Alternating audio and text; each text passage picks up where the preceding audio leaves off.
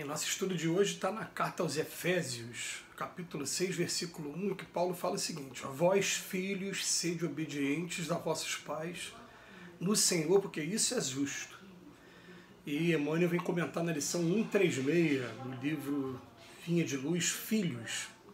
Se o direito é campo de elevação aberto a todos os espíritos, o dever é zona de serviço peculiar a todos os seres da criação.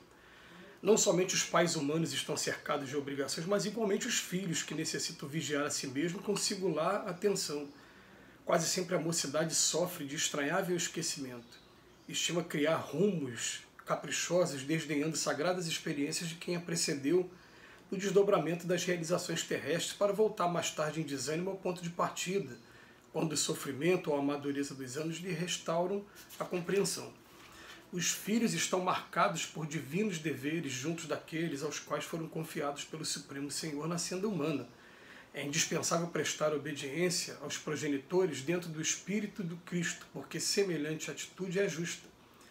Se muitas vezes os pais se furtam à claridade do progresso espiritual, escolhendo estacionamento em zonas inferiores, nem mesmo nas circunstâncias dessa ordem, seria razoável relegá-los ao próprio infortúnio. Claro está que os filhos não devem descer ao sorvedouro da insensatez ou do crime por atender-lhes aos venenosos caprichos, mas encontrarão sempre o recurso adequado para retribuírem aos benfeitores os inestimáveis dons que lhes devem. Não nos esqueçamos de que o filho descuidado, ocioso ou perverso é o pai inconsciente de amanhã e o homem inferior que não fruirá a felicidade doméstica. Houve uma época em nossa casa que a gente estava estudando uma coisa chamada conquista espiritual. E a gente reuniu elementos de vários livros, de várias obras, que mostravam para a gente o seguinte: seja um excelente marido ou esposa e daqui para frente você vai estar conquistando excelentes também, companhia de excelentes pessoas para serem nossos futuros maridos ou esposas nas próximas encarnações. Isso como conquista. Não estou levando em consideração que às vezes o espírito, por renúncia, por missão, aceite também, como foi o caso do livro Renúncia, escrito por Emmanuel, da Alcione, que aceitou, né, já poderia estar em mundos muito mais evoluídos, mas aceitou voltar aqui para ajudar uma pessoa que era do coração dela. Então, estou falando que é conquista espiritual. Então, o que ele vem dizendo para a gente? Seja um bom filho e você terá bons filhos. Seja bons pais e você também merecerá ter bons pais. Honre o seu emprego, a sua profissão e você também terá portas abertas a outras profissões. A regra ela é clara e ela está prevista em vários postulados. Porém, uma que chama muita atenção acaba sendo essa mesmo, postura do filho com relação aos pais. A gente vai levar em consideração que essa vida nossa, né, ela é bem interessante, porque conforme a gente vai envelhecendo, o corpo ele não responde mais ao cérebro. E certa vez eu fui perguntar, até mesmo para os espíritos, eu falei, por que a velhice ela é tão complicada, leva a gente a tantos problemas desse jeito? Ele falou, porque a resposta deles: porque para onde vocês não vão precisar do corpo, vocês vão precisar da mente. Então vocês vão aprendendo a se desacostumar, se desvencilhar do corpo aos poucos, para daqui a pouco viver num mundo que é puramente mental, que vai ser o mundo lá dos espíritos. Vocês não vão levar o corpo para lá.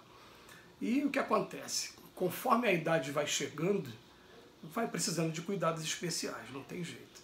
Então, aqueles que têm essa oportunidade, né, que eu, por exemplo, nessa minha encarnação ainda não tive. A minha mãe desencarnou cedo, sem me dar essa oportunidade de cuidar dela aqui na minha casa, e meu pai até hoje tem a sua lucidez, sua autonomia, e não me deu essa oportunidade. Mas aqueles que têm a oportunidade, que talvez ainda venha para mim, né, vamos aproveitar essa oportunidade de retribuir, né, tudo que eles fizeram com a gente, porque é uma coisa interessante, mas parece que os filhos só parecem dar valor aos pais quando eles passam pelas privações, pelas renúncias com relação à prova da paternidade e da maternidade também. Eu estou querendo dizer o seguinte, que a partir do momento em que eu me lembro que quando minha primeira filha nasceu, e na primeira noite a gente foi preparar aquela chuquinha e a chuquinha quebrou com a água muito quente, eu tive que sair de madrugada atrás de farmácia 24 horas para comprar uma outra. A gente lembra das noites de vigília que a gente, né, teve por conta da criança estar febril, ou então ter tido algum problema, né? Minha filha uma vez caiu da cama, a gente teve que correr à noite para o hospital para ver se, né, uma marca que ficou na cabeça, enfim, esses problemas todos. Só depois que a gente passa por esses problemas todos, a gente começa a pensar, caramba, olha o que meu pai e minha mãe passaram também. Só que uma vez eu fui alertado até por eles mesmo, falar com a gente era pior, tá? Eu, por exemplo, eu tive uma filha prematura, minha primeira filha, nasceu com 6 meses e pouco de gestação. E ficou um mês na UTI neonatal.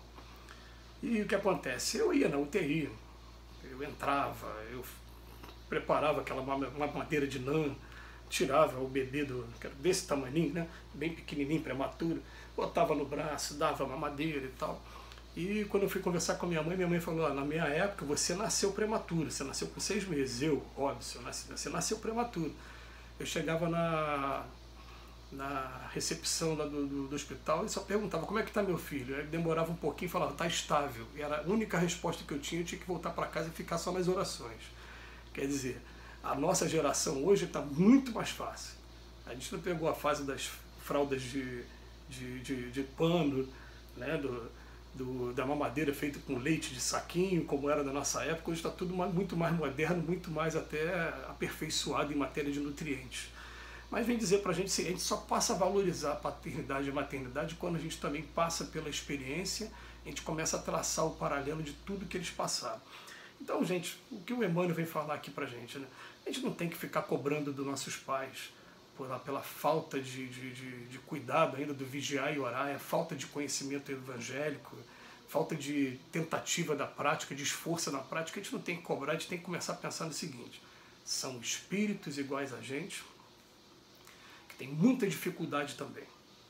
Né? E a nossa geração, pelo menos, teve uma letra de música que ficou imortalizada, de um músico chamado Belchior, que ele falava, minha dor é perceber que apesar de termos feito tudo que fizemos, nós ainda somos os mesmos e vivemos como nossos pais.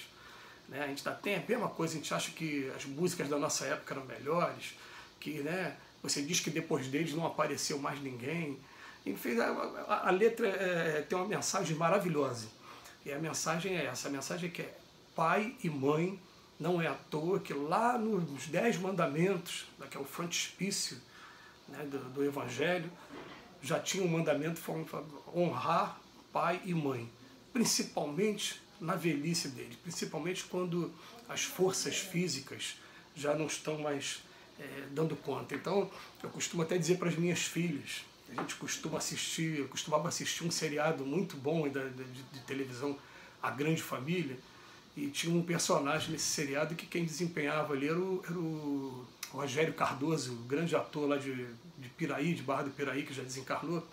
Ele fazia o papel do seu Flor, o senhor que dormia na poltrona da sala. Eu falava, eu quero ser igual o seu Flor, quero ficar pertinho de vocês e dormir na sala, mas não quero ficar longe de vocês, não. Vamos ver como é que vai ser o futuro aqui agora, né?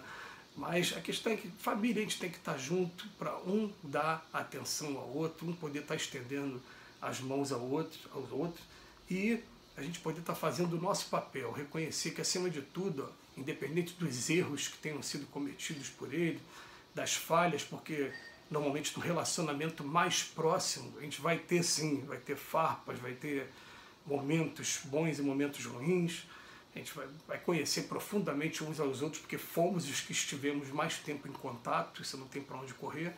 Então a gente não tem que julgar, a gente tem que aproveitar essas oportunidades que a vida vai dando para a gente e lembrar, são espíritos iguais a nós e que a vida, num processo maravilhoso, coloca daqui a pouco uma condição também de crianças que começam a dar trabalho para a gente, começam a querer sair antes do tempo. Eu lembro que agora, se meu pai assistir isso aí, para quando começou a pandemia, ele não se aguentava ficar em casa em isolamento, ele tocava a campainha, e quando eu via, eu falei, pai, por que o senhor saiu, pai? Ele ficava todo constrangido, ainda queria ir embora, eu falei, não, agora o senhor veio, fica aqui para almoçar com a gente, eu não queria que o senhor saísse, para não ficar se expondo aí, mas viram criança de novo, e a gente vai tendo essa troca, mas uma troca assim que, se a gente se esforçar um pouquinho, a gente está fazendo amigos para toda a eternidade, e a gratidão muito grande a Deus por ter tido eles como nossos pais.